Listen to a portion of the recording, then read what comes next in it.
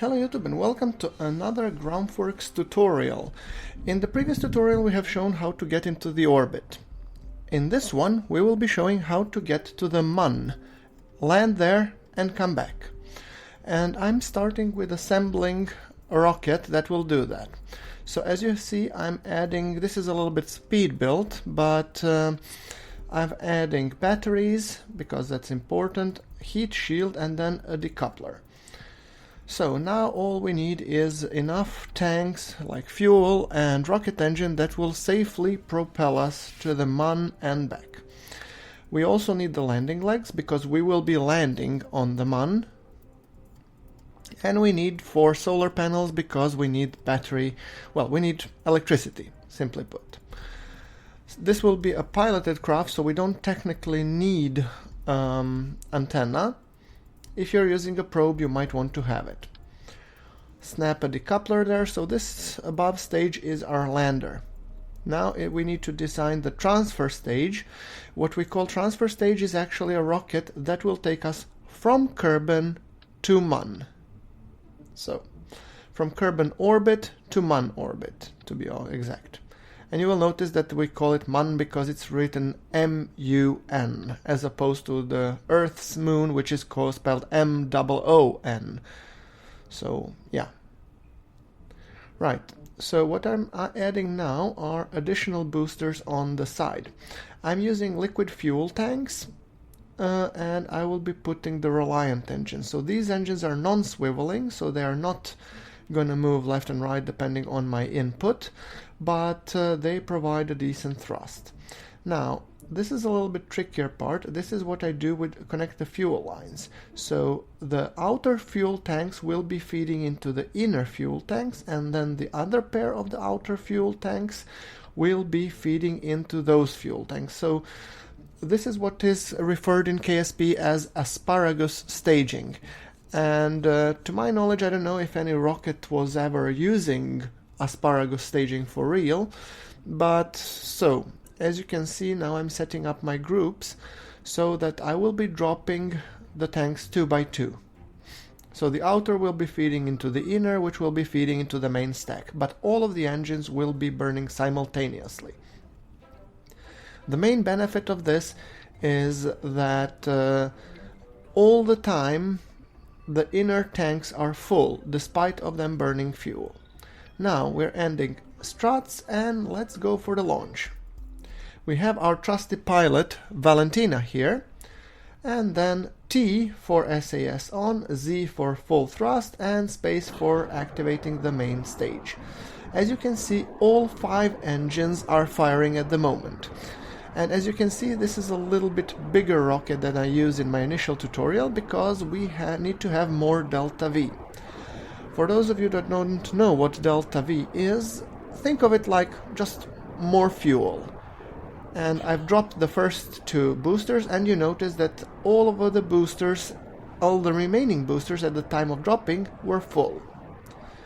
Okay, now if you watch my tutorial on how to get to orbit, this is accelerated by design. So check that one out. There I explain in more detail how to get into the orbit. But nowadays we're just burning for the apoapsis of 100 kilometers, and then we will be creating a maneuver node that will ensure that we have a nice circular orbit, 100 by 100 roughly. You don't need to be super precise. Super precise usually need to be when you do the interplanetary burns like to Duna and other planets, but for this one you don't need that. Okay, so pointing the rocket in the direction of the maneuver node, and you will notice that our estimated burn is 52 seconds. I'm just rotating it so it looks nicer. You don't need to do that. Okay. And we have 1,495 meters per second to burn. This is the delta V required to become orbital. And now we have kicked the engines halfway through the estimated burn time, And that's not exactly correct, because when you see when I stage these engines, I have another 57 seconds to burn. So in theory, what I should have done, I should have started the burn a little bit earlier. And the estimate is wrong because I'm staging, so my thrust to weight ratio is changing. Because rather than 3 engines burning, now I have only 1 engine burning and a lot more fuel. Okay, and as I finish up the burn, we are orbital. It's not the world's best orbit, it's 105 by 93, but that's good enough.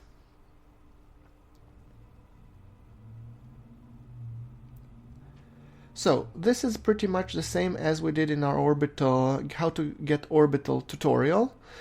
And now I will be showing you how to get to Moon. Okay, now first we need to set the Moon as a target, and then we need to set up a maneuver node roughly on the point where Moon will be coming behind the horizon of Kerbin. And you could do it without the maneuver node, but this is just a little bit more precise.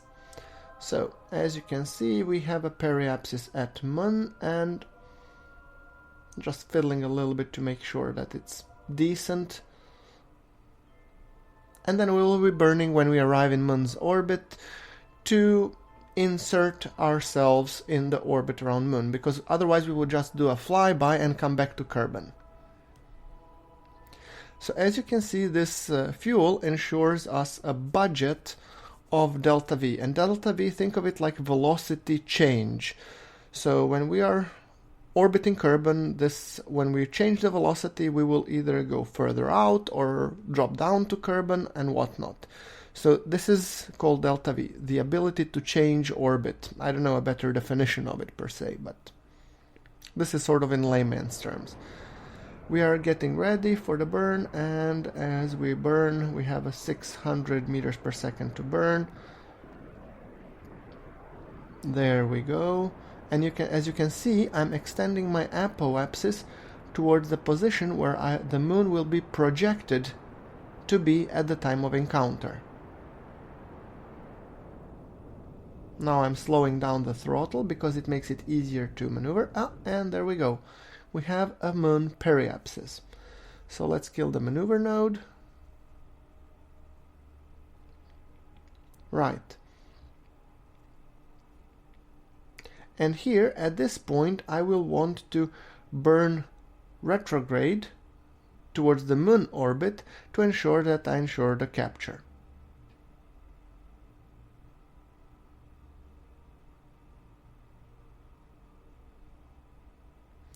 Right, so let's get over to Moon.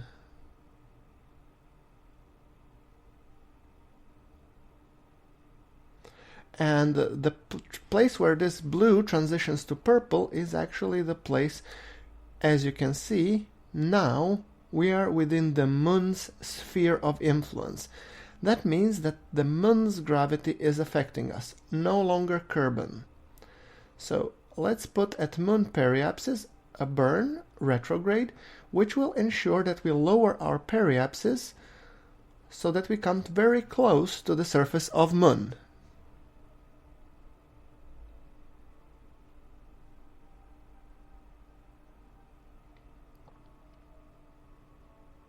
Okay, so this burn will be at 273 meters per second. It should last for 11 seconds, and it should ensure that we will be passing very close to the Moon's surface, and then we will be doing the basically circularization, and we will do the landing there. So 273 meters per second. I have pressed a little bit time acceleration to ensure that I get where I need to go. I'm monitoring the node in -t at the bottom right corner of the nav ball, because that one is telling me when I should be burning. Ooh, and I've missed the burn. That's nice. I'm doing a tutorial on how not to miss the burns, and then I do miss the burn. Well, that's GrunfWorks for you. Okay, now I'm burning to ensure that my Moon periapsis is 19 kilometers. That should still be... So I will be flying 19 kilometers over the Moon's surface. And now let's perform another circularization burn. So this will ensure that our orbit around Moon is circular. So now we're going back to the same thing that we had for Kerbin, just going around Moon in a very, very tight orbit.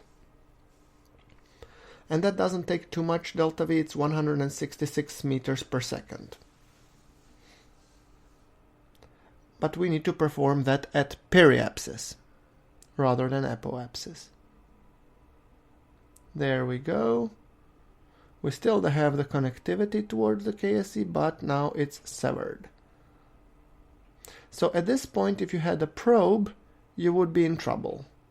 But since this is a manned flight and we have our capable pilot Valentina, we don't need to worry about it. There we go. And around the mark of 3 I will be burning.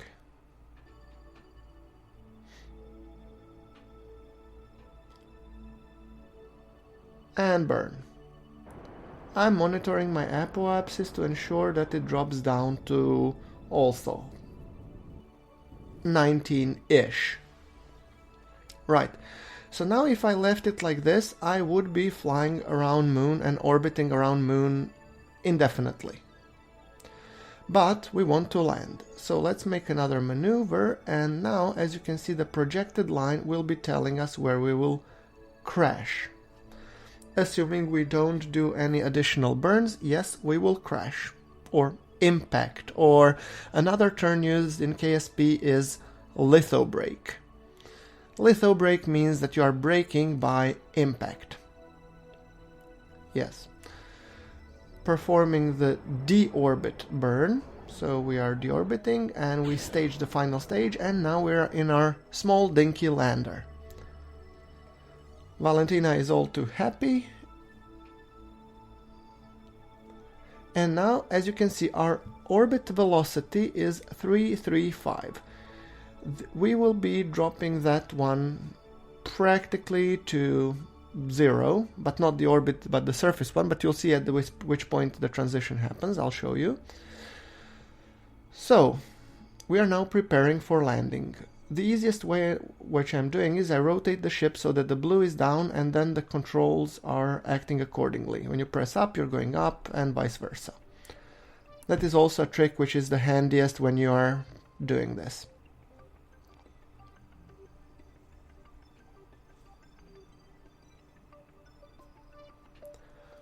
Screenshot opportunity.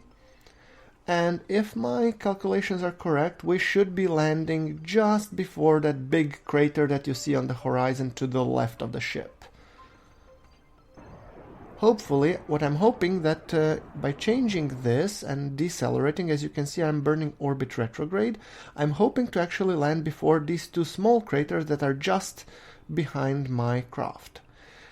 Why I'm trying to avoid? Because the surface will be much more flat. If I land on the slopes somewhere around there, then it will be much more angled and it will be harder, and there is a bigger risk of my rocket tipping over. Okay, so I've dropped my surface velocity, and as you can see now when I've burned, the meter automatically switched to surface, and I'm pressing to extend my landing gear. I do that by pressing G or the little green icon on the top of the screen between the light and the brakes, to the right of your vertical velocity indicator. And as I'm going so, I'm gently trying to decelerate by slowly burning and also pushing the yellow reticule on the nav ball, the retrograde marker, on the top. Because then you're no longer sliding horizontally, then your speed is purely vertical, like this. Okay, 38, and I'm also monitoring with another eye the surface and also the altitude, and I'm looking for my shadow. You can see it to the right of the ship. Now I'm burning, and as we are approaching, I decide to decrease. You want your landing velocity to be somewhere around between 2 and 5 meters per second. The craft will withstand up to 10. So, as you see the shadow approaching, notice that I'm keeping the retrograde reticule directly on the top of the nav ball. And now I'm just regulating the gas to keep the velocity somewhere around 2-ish. There we go, and bingo! Landed. That is how you get to the surface of Moon. So, now if you want to plant a flag, which we are all here to do, you just first take a screenshot. So I make sure that I have one for the episode. And you press the EVA with your Kerbal on this Kerbal portrait. Walk around a little. Look how happy Valentina is. Right click, plant a flag. There we go. Moon is conquered. Perfect. Let's take a beautiful selfie with Valentina over here. There we go. Right. Now for the second part of this tutorial. How to get back to Kerbin. Right, I'm pressing my thrusters, RCS, R, and then I'm holding space to make sure that I'm accelerating upwards and a little bit to the forward. So F will ensure that you grab the ladder and B will ensure that you board. Right, so now if you're looking towards Kerbin, I want to rise eastwards, and on the nav ball that's 90 degrees, so I'm following the 90-degree marker here, as you can see it. Retracting the gear, and I'm making sure that my apoapsis goes again around 19-ish. It doesn't need to be much higher than that for the Moon. Okay, now the same procedure, exactly the same as you did for Kerbin. Trying to circularize the orbit, point the craft node prograde, Prograde means in the direction of the node. Retrograde would be opposite. So when you're saying orbit prograde, you are turning the same way as the orbit when you're burning. When you're doing orbit retrograde, that means that you will be burning to the direction that's opposite of your orbiting direction. Sorry if I made that a little bit unclear, but okay. So our burn will be orbit prograde, so in the direction of the orbit, and it will be 200 or 300 meters per second. See how much thrust we have, how quickly we're going through this as throughout the delta V, because our craft is small and the thruster is powerful. That's also something that I will be talking in the future videos. It's called thrust to weight. It is also very important to note. But for returning back to Kerbin, what you now want to be doing somewhere at this point, add a maneuver node, and then to burn orbit prograde at this side. And as you can see, we have a Kerbin periapsis, and now I'm just trying to move my maneuver node to a point where it will ensure me the minimum Kerbin periapsis. Like this. Okay. And now I'm burning a little bit more prograde to ensure that my Kerbin periapsis will drop to 25-30-ish kilometers. So something like this.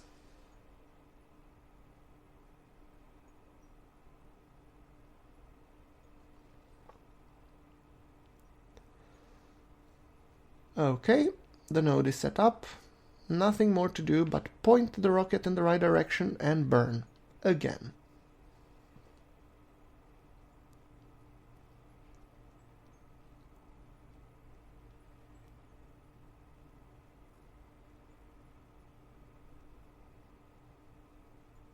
Note that you do time accelerate by pressing colon, and that you decelerate by pressing comma.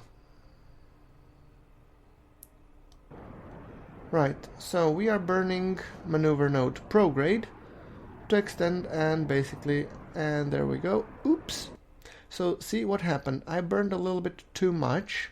So now I don't see the Kerbin periapsis. That's bad. That means I would be crashing into Kerbin.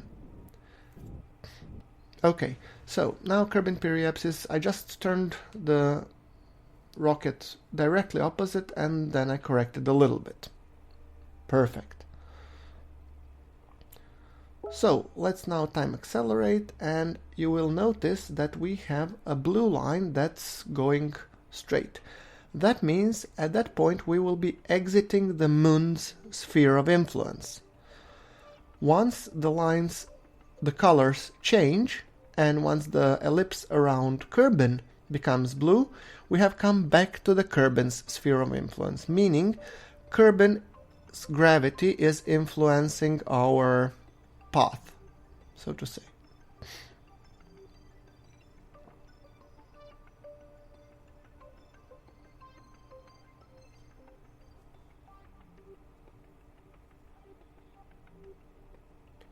So as you can see, as we are still approaching, we are still within the moon's sphere of influence, despite us being closer to Kerbin at this point.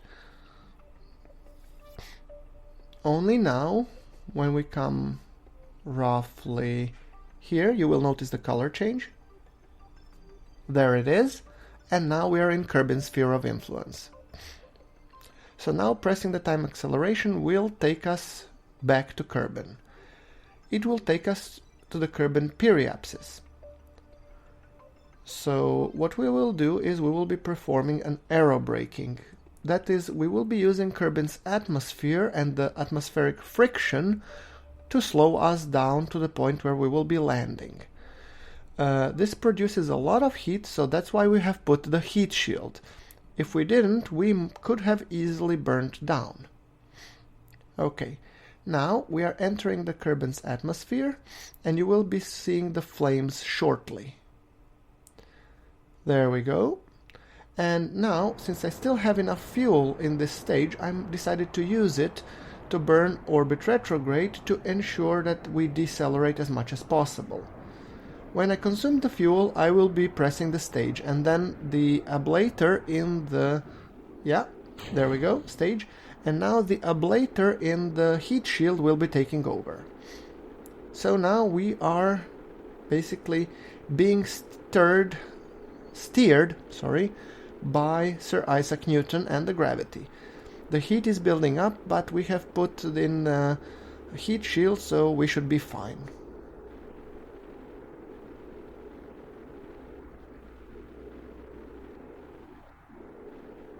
As you can see, our surface velocity is dropping rapidly, and that is basically Kerbin's atmosphere slowing us down to the point where we are actually going down.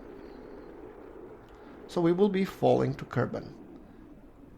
And at this point I have noticed that this thing has become a very, very dark, and that I don't have any mods to make it look better. So in this post commentary I have decided to go into the settings and jack up the lighting, ambient light boost. Let's apply. There we go. A little bit less though, something like that. Okay, the whole reason is that you can see what's happening. Now we are falling to Kerbin, and our parachute icon in the stage is already gray, which means it's pretty safe to open the parachute, but we are so high up I don't see really the point to do so yet. Oh, beautiful sunrise around that corner. We are falling down with 260 meters per second, and I'm thinking around 5,000-ish I'll be popping the chute. There we go. And the chute is now pre-deployed, so it's not fully deployed. It will be fully deployed around 700. You can see it like this, right? Okay, and at 700, yes, it opens and decelerates Valentina beautifully. There you go, ladies and gentlemen. This is more or less safe landing. So I'll just time accelerating a little bit, and the moment we land, I will be wrapping up this tutorial. Like if you like, share, and subscribe, and I will see you in the future episode. Thank you very much for watching. This is GrunfWorks, signing off. So, safe landing, and it's time to recover the vessel.